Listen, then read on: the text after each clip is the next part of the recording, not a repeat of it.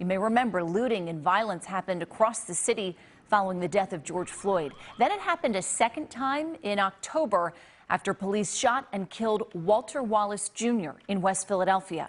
NBC 10's Brandon Hudson joins us live from West Philadelphia, where businesses saw some of the worst damage. Brandon, these store owners are understandably nervous about what could be ahead.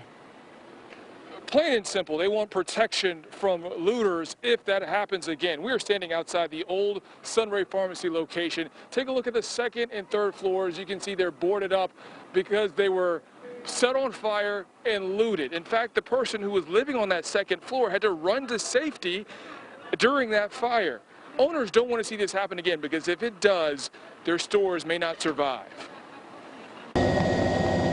Nearly a year later, and the wounds from last summer's looting during unrest are still fresh. Today, stores are back in business, but the old Sunray Pharmacy location at 60th and Market is a scar that hasn't healed. Not only was it looted, but someone started a fire in the building. The fire decimated the inventory. It created significant physical damage.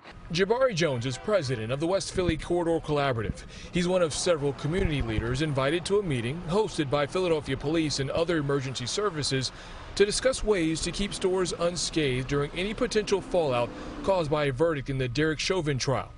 Chauvin is the former Minneapolis cop charged in George Floyd's death. There's a lot of concern. After they just put money into their shops and stores to restore them, they're very concerned about what might happen following this verdict. In Philadelphia, anger over the deaths of Floyd and Walter Wallace Jr. at the hands of police led to looting in pockets of the city. The damage cost more than $9 million in West Philly alone. Salt in the wound for businesses owned by people of color already struggling during a crippling pandemic.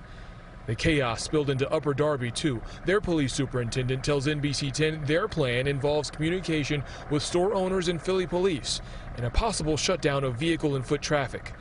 Upper Darby PD aren't planning to make arrests, but will be a presence. I think if you have civil unrest that doesn't come with additional government resources or aid at this time, you're going to lose a lot of businesses.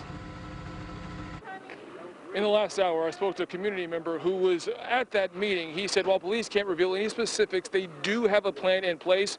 It involves a special response team, which will have more police officers in patrol cars and more officers on bicycles.